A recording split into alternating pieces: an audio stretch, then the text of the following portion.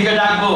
তাই আপনারা আর ভাই আমি যতই বলো আমি বিরোহী, আমি কৃষ্ণের নাম আর মুখে আনবো না, না আমি আর কৃষ্ণের নাম আর মুখে আনবো না, কারণ অন্তরে তাকে আমি জপবো। কালার নামার মুখে আলো না, কালার নামার মুখে আইলো না, অন্তরে জপিতে পারো, অন্তরে জপিতে পারো, অন্তরে জপিতে পারো, মুখে প্রকাশ করো না, কালার নামার মুখে আইলো না, কালার নামার মুখে আইলো না।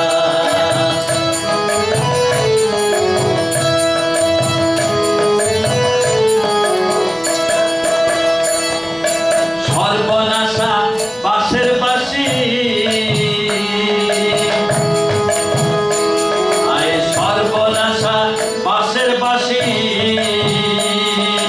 পাগল করলো ব্রজবাসী, সর্বনাশা বাঁশের বাঁশি, পাগল করলো ব্রজবাসী।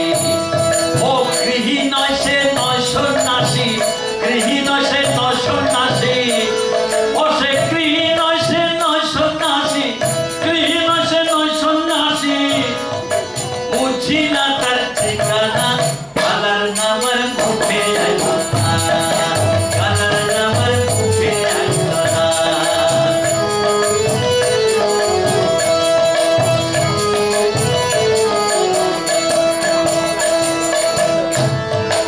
জলানিতে খাটতে গেলে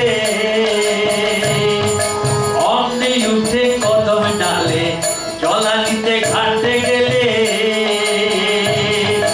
অমনি উঠে কদম ডালে, বাজায় বাঁশি হেলে দুলে, বাজায় বাঁশি, বাজায় বাঁশি হেলে দুলে, বাজায় বাঁশি হেলে দুলে, উজান চলে যমুনা, কালার নামার মুখে আইলো না, কালার নামার, কালার নামার মুখে আইলো না।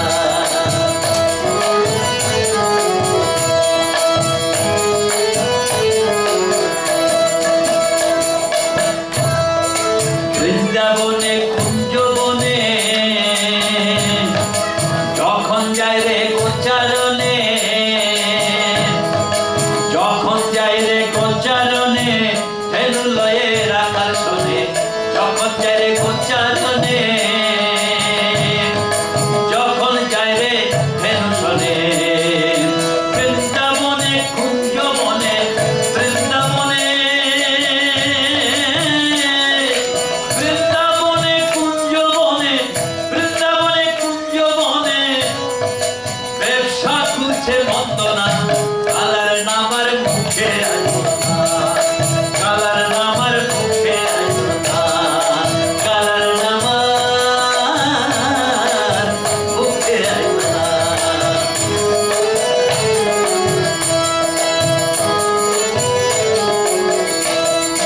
ছোটবেলার কথা বলি, সে যে চোরা বনমালী, ছোটবেলার কথা বলি, সে যে চোরা বনমালী,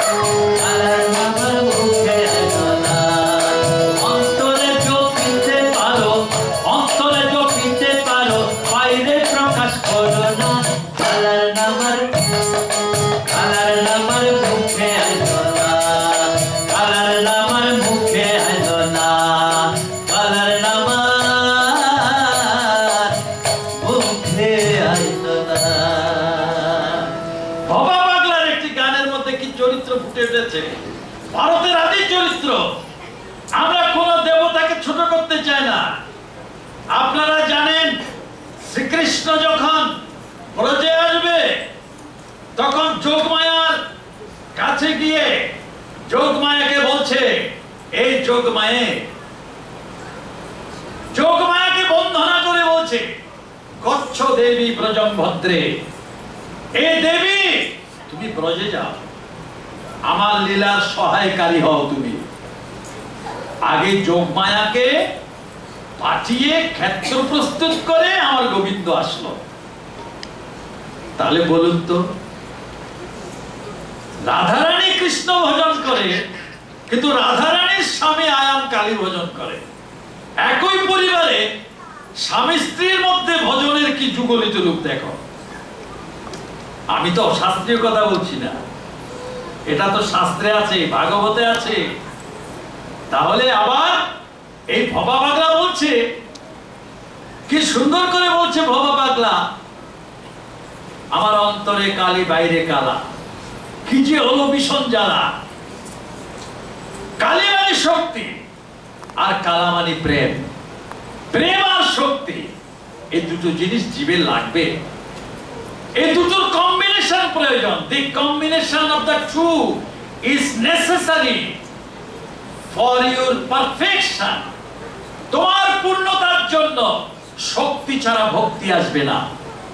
তাই এখানে খুব সমন্বয় করেছে মহাশক্তি সিংহবাহিনী, মায়ের মূর্তি দাঁড়িয়ে আছে, মাঝখানে রাধা গোবিন্দ দাঁড়িয়ে আছে, আর এদিকে আছে শঙ্খ চক্র গদা পদ্মধারী নারায়ণ আর মহালক্ষ্মী।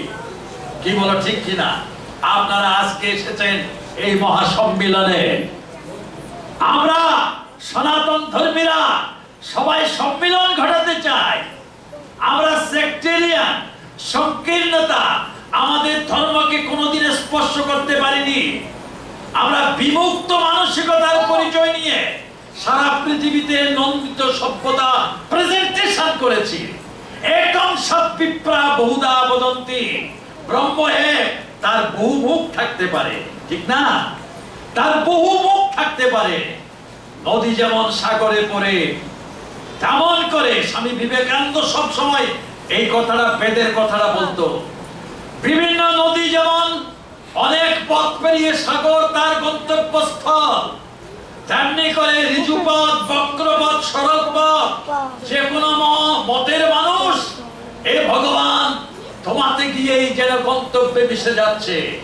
এত উদার, বিমুক্ত, সাবলীল জীবন দর্শন আমরা এই বেদ থেকে পেয়েছি। তাই বেদের বাণী আমাদের জীবন গড়া। আমরা সেই বেদের বাণীতে উঠবো, বসবো। আমি তাই আপনাদের কাছে একটি ছোট্ট কথা বলি, ভাই বুদ্ধি থাকা ভালো, কিন্তু অত বুদ্ধি নিয়ে আমার কোনো কাজ নেই। স্বামী বিবেকানন্দ শ্রীরামকৃষ্ণকে ভগবান বানাতে চাননি। শ্রীরামকৃষ্ণ এক সময় তিনি বলেছিল ব্রহ্মানন্দকে চিঠি দিয়ে, বিদেশ থেকে স্বামীজি ক্যালিফোর্নিয়া ইউনিভার্সিটিতে practical Vedanta India of the India, ভারতবর্ষের প্রত্যক্ষ বেদান্তবাদ নিয়ে বক্তৃতা দিচ্ছেন। সন্ধ্যার সময় ব্রহ্মানন্দ মঠের দায়িত্বে ছিল।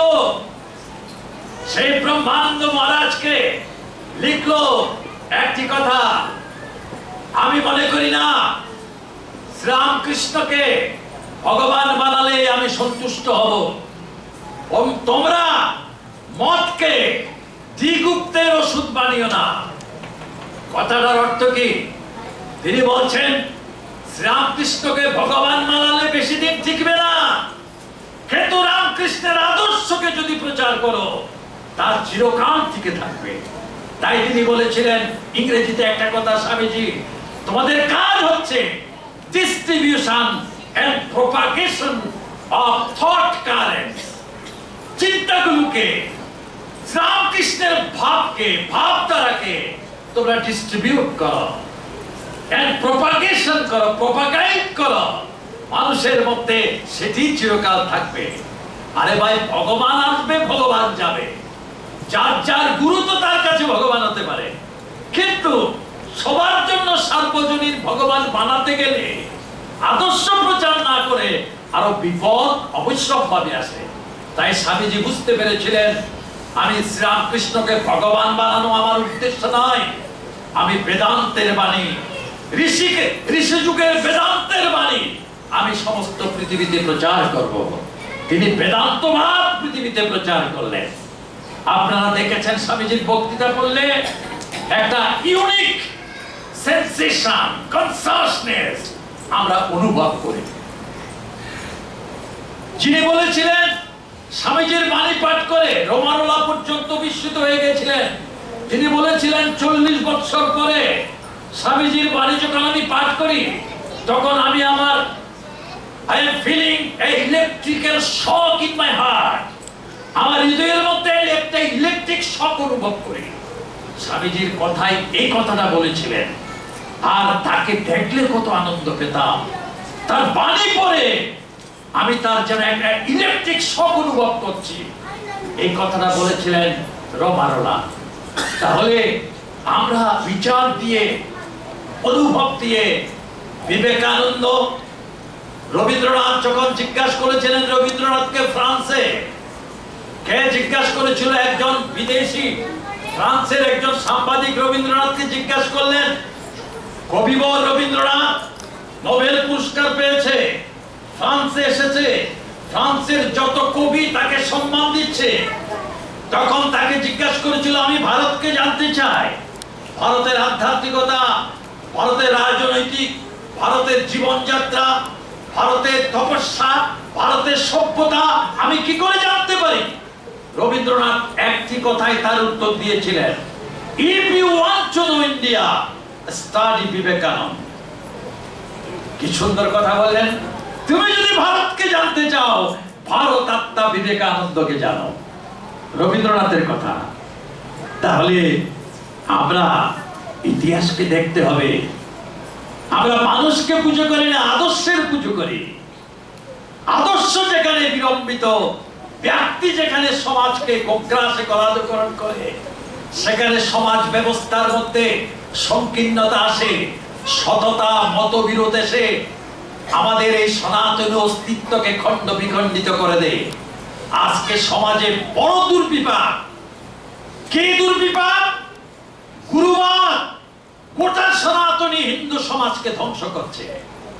এই গুরুবাদ, হীন গুরুবাদ।